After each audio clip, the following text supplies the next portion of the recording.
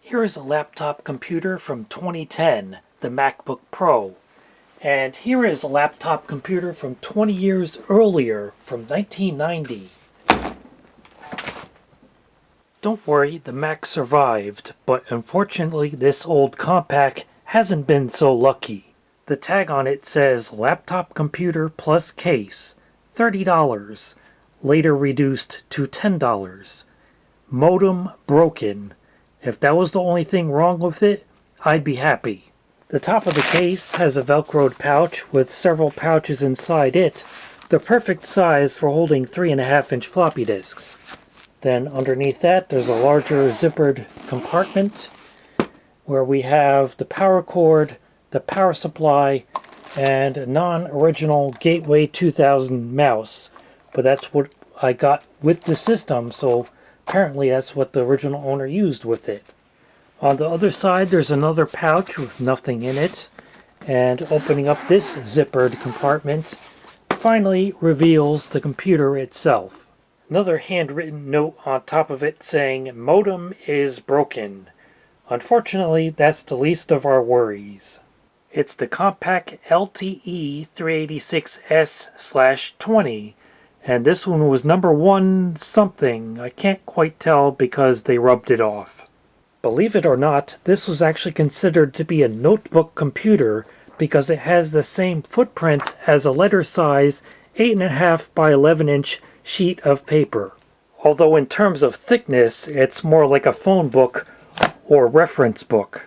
And including the battery, it tips the scales at just over 8 pounds, or about 3.7 kilograms. Nonetheless, for its time, it was considered to be a remarkable achievement to pack 386 performance into such a small and light package. The Compaq LTE 386 was announced in October 1990. The standard configuration included VGA graphics, 2 megabytes of RAM, and a 40 megabyte hard drive for a retail price of $6,499, or you could get it with a 60 megabyte hard drive for $6,999. But don't take those prices too seriously, because back then buying a computer, or really any major piece of consumer electronics, was like buying a car. Dealers would advertise prices that were a substantial discount from the manufacturer's suggested retail price, and then you were expected to haggle with the salesman to get an even better deal. As InfoWorld noted, street and mail order prices were sometimes 50 to 60% lower than the manufacturer's listed price. Indeed, soon after its introduction, you could get the Compaq LTE 386 with a 30 megabyte hard drive by mail order for $4,749. And regardless of the price, reviews were generally positive. Byte magazine called the Compaq LTE 386S20 arguably the world's most powerful 7-pound PC, because it was the fastest notebook-class PC they had benchmarked to date. They said no other notebook-class PC even comes close to this performance. And PC Magazine gave it the headline, "Performance Worth the Price." If you need the combination of power, performance, battery life, and expandability, the LTE 386S20 is your best choice. And InfoWorld was similarly impressed. They summed it up by saying, in the extremely competitive world of laptop computers, Compaq has taken the lead in packing the most impressive technology into a small package with its new notebook. On the front is a 3.5-inch high-density floppy drive and an indicator light for the hard drive. On the right side behind this door is the original Compaq nickel-cadmium battery, 19.2 volts nominal, 1.7 amp hours. On the left side is the optional 2400 bits per second modem and its knockout plug.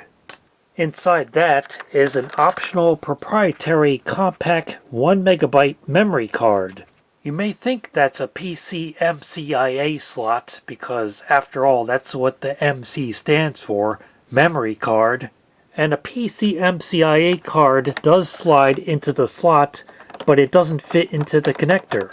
They are so close, but no, the compact card has fewer pins on it, so they're not compatible. And this memory card is not any kind of flash RAM which gives you non-volatile data storage. It's simply ordinary DRAM, which adds to the 2 megabytes of RAM that's built into the laptop. So with this card installed, it now has a total of 3 megabytes of RAM. And those memory cards weren't cheap. At the launch of the LTE 386 in 1990, you could get the 1 megabyte memory card for $549 or a 4 megabyte card for $2,199. On the back is a bevy of ports, including a 9-pin serial port, a PS2 mouse port, a 2.5mm jack for a keypad, the DC power input for charging the battery and running the computer on AC power, a VGA port for an external monitor, a parallel printer port, and this large connector for an optional docking station. That docking station was called the Desktop Expansion Base, and it looked much like sticking the laptop on top of a desktop PC. It contained a 145-watt power supply, 2 full-length 16-bit ISA expansion slots, and 2 5¼ drive bays, one for a slimline floppy drive and one for an optional tape drive. And closing that door reveals the information plate, Compaq Computer Corporation, assembled in USA. And on the bottom of the machine is just the Compaq logo and some rubber feet, which thankfully have not melted. And carefully opening up the LCD panel, one of whose hinges has completely broken and the other is probably not far behind, reveals the keyboard, which has a very nice tactile, snappy, responsive typing feel. Not mechanical, but not bad to type on in the slightest. Except when it comes to the arrow key layout, which is very unconventional. It will definitely take some getting used to, especially when playing games. Behind that keyboard is an embossed Compaq logo, a button to put the computer into standby mode, which has an indicator light, then indicator lights for caps lock, num lock, and scroll lock, the power switch, and a power indicator LED. And completing our tour of the machine is a 9-inch monochrome 640 by 480 VGA resolution LCD panel with brightness and contrast adjustments, which in this case don't seem to be connected anymore. Initially, the biggest problem Compaq had in selling the LTE 386 was making enough of them to keep up with demand. Dealers were worried it would give the competition time to catch up. But when InfoWorld compared the Compaq LTE to 7 other powerful 386 notebooks in this article with a very impressive photo shoot, yes, they really put all 8 machines on the wing of a Learjet 35 airplane. The Compaq LTE 386 S20 came out on top with the longest battery life and the fastest speed in all of their tests. They also commended the Compaq's LCD screen, saying it has a sharp, clear, bold, and readable look, and its edge lighting gives the screen very even dispersion and makes the contrast and brightness of the screen even and smooth. It can be viewed from virtually any angle with little or no washout. It was one of their favorites in the taste test. Unfortunately, we'll have to take their word for it, because listen what happens when I plug in the power supply.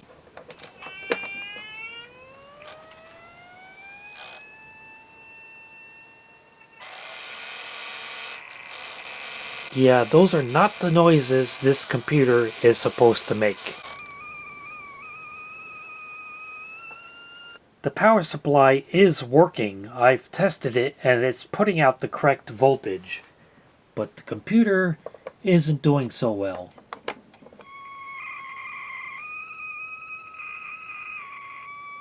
It just makes squealing noises and occasionally runs the floppy drive motor. There it goes. Sounds like the belt is broken, so the motor is just spinning freely.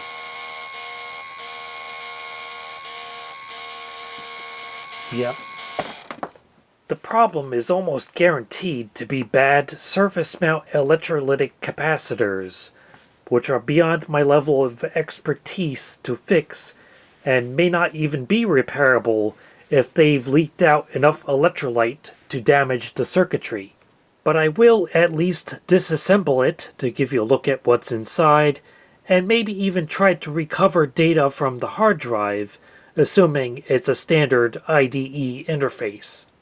I must say the LTE is not very easy to work on, because even just to get to the drives, which is something you'd think service technicians back in the day would have to replace quite frequently, requires taking out the entire chassis of the machine, and to do that requires prying apart plastic clips that hold the case together, removing a whole bag full of Torx screws, disconnecting several ribbon cables, then taking out this whole assembly and flipping it upside down, and finally you get what you see here.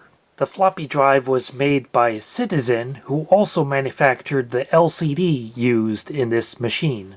And peeking in the back of it, I can already see one of those can-style surface mount electrolytic capacitors that love to leak out their electrolytes and ruin the circuitry surrounding them.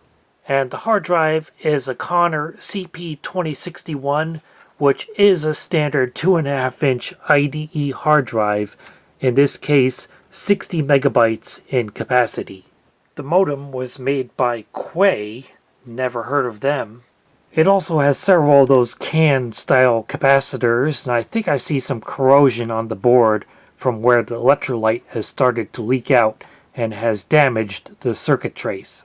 And there's the CPU, a 20 MHz Intel 8386SX, and then above that is the CMOS battery, which of course is dead. It measures 0.2 volts, and the socket for the optional 387SX math coprocessor. The circuitry of this computer is actually several layers of circuit boards, and I'm not going to strip it completely apart, but underneath where the memory card slot is, you can see several chips made for Compaq by TI and Fujitsu. And on the underside of the CPU board is the 2 megabytes of onboard RAM. And even as other brands started introducing 25 MHz 386SX laptops, the 20 MHz Compaq was able to provide comparable performance because of its 4 kilobyte onboard cache, which no other machine had at the time. Nonetheless, to keep up with lower cost competitors, Compaq cut the price of the 60 megabyte LTE 386S20 to $4,799 in May 1991. And in November 1991, the prices were cut again by a further 25%, and Compaq announced a new 84 megabyte hard drive version of the LTE 386S20. To try to recover the data from the hard drive, I have this adapter which lets me use it in a normal desktop PC designed for a 3.5-inch IDE hard drive. This converts it to the smaller ribbon cable used by 2.5-inch laptop-style IDE hard drives.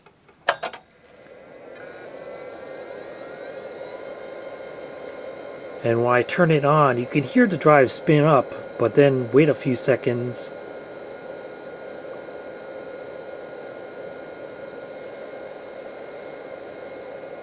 And it spins down.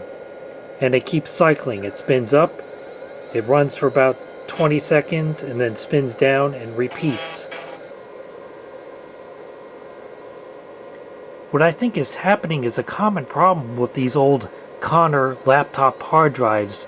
There's a rubber bumper the heads rest against when they're parked to act as a shock absorber so they don't get damaged when you're carrying around the laptop. But that rubber degrades over time and becomes sticky, and now the heads are stuck to that rubber bumper and cannot unpark. So the drive is spinning up, trying to unpark the heads, realizing that's not happening, and shutting down and repeating the process. If you have the skill of a watchmaker, it is possible to repair one of these drives. You can open it up, clean out the remnants of that degraded rubber bumper, and replace it with a new one. And if you didn't damage it in the process or get too much dust inside, it might work again. And maybe that's something I can try in the future, but for now, I tried the quick fix of just banging this thing around a bit to try to force it to come unstuck, and unfortunately that did not work. But all is not lost, because I discovered more pouches inside the compact bag, and in one of them are several of the original owner's floppy disks. The bag also has a business card holder, and there is a card in there. On the back of it, somebody wrote Ampro Lotus. The compact originally belonged to John, who was Vice President of Management Information Systems at Meldisco, a division of Melville Corporation in Mahwah, New Jersey. One diskette has a label saying Lotus CC Mail Remote DOS, and the other disk doesn't have a label on it. So let's put these in a working computer and see what's on them. The first disk is indeed a copy of Lotus CC Mail Remote for DOS, version 3.31 from 1992. There does not seem to be any personal information stored on it. And the second disk with no label on it is totally blank, although I have not run undelete on it to see if there are any deleted files I may be able to recover, but no, this disk was formatted but never used. In 1992, the compact LTE was superseded by the LTE Lite, which, as its name suggests, was thinner and lighter, and featured the new low-power Intel 386SL processor and 20 and 25 MHz speeds. And its keyboard thankfully now had a standard inverted T cursor key layout instead of the LTE's clumsy L-shaped layout. But if you weren't put off by its more chunky size and weight, by the fall of 1992 you could get the compact LTE 386S20 at attractive closeout prices. By the end of the year, discount mail-order retailer USA Flex was selling off the remaining inventory for $1,299. Well, I can't guarantee I've reinstalled every single screw, but I've got the compact LTE 386S20 back in one piece, and I've dubbed it the Chonk Pack because of how thick it is.